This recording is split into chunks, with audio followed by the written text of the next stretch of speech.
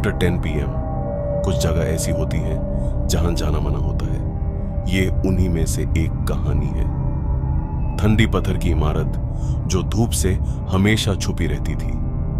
उसकी दीवारें इतनी मोटी थी कि अंदर की रोशनी भी बाहर नहीं आ पटी थी, और उसकी पतली बैंड खिड़कियां ऐसे लगती थी जैसे अंधी आंखें सब देख रही हो पर कुछ बताती ना हो। समय के साथ उस जगह के बारे में कहानियां फैलने लगी।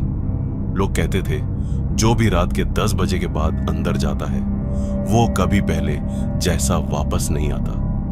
कुछ स्टूडेंट्स वापस आए, चेहरे सेफ्ड, आंखों में दर, ऐसा दर जिसका कोई नाम नहीं था, और कुछ कभी वापस आए ही नहीं। इस मॉर्चुरी की कहानी शुरू होती है ब्रिटिश एरा में, जब यहां हॉस्पिटल का नामो निशान भी नहीं था।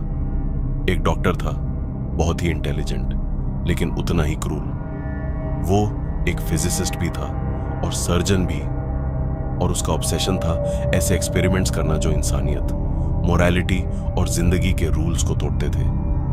वो लोगों पर एक्सपेरिमेंट्स करता था, उन्हें जिंदा काट देता, उनके लिम्स एक्सचेंज करता, उन्हें छोटे केजेस में बैंड करता जहां वो सीधे खड़े भी नहीं हो सकते थे, और फिर हर चीज रिकॉर्ड करता।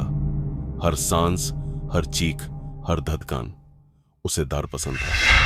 वो देखना चाहता था कि डर इंसान के दिमाग और बॉडी के साथ क्या करता है, और जब उसके सब्जेक्ट्स मर जाते तो वो उन्हें मॉर्चुरी की दीवारों के अंदर ही दबा देता, दुनिया से छुपाकर। जो लोग उसके साथ काम करते थे वो भी धीरे धीरे गायब होने लगे। कुछ उसके एक्सपेरिमेंट्स में मर गए और कुछ को चुप करा दिया गया ताकि सच कभी बाहर ना आए। जब पहली बार बॉडीज दीवारों के अंदर दफन की गई, तब से उस बिल्डिंग में कुछ बदल गया। दीवारें जैसे कांपने लगी, जमीन पर बिना वाजन के कदम चलने की आवाज आती थी, और रात के बाद भी कॉरिडोर्स में हल्की हल्की फुसफुसाहट गूंजती रहती थी। जब अथॉरिटीज वहां पहुंची तब तक वो जगह एक नाइटमेयर बन चुकी थी, लेकिन पब्लिक को जो बताया गया वो कुछ और ही था।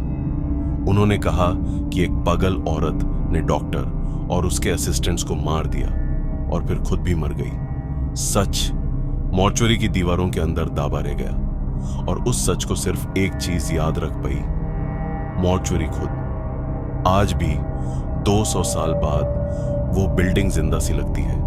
स्टूडेंट्स कहते हैं कि रात में उसकी खिड़कियों में लाइट जलती बुझती रहती है, दरवाजे खुद से खुल जाते हैं, बैंड हो जाते हैं, और कभी कभी जमीन पर जंजीरों घिसने की आवाज आती है। सिक्योरिटी गार्ड्स रात के 10 के बाद वहां पेट्रोल नहीं करते। टीचर्स उस जगह से दूर रहते हैं, और हर रात जो भी हॉस्टल की खिड़की से उस तरफ देखता है वो कहता है कि उसने अंदर लोगों को चलने फिरते देखा है।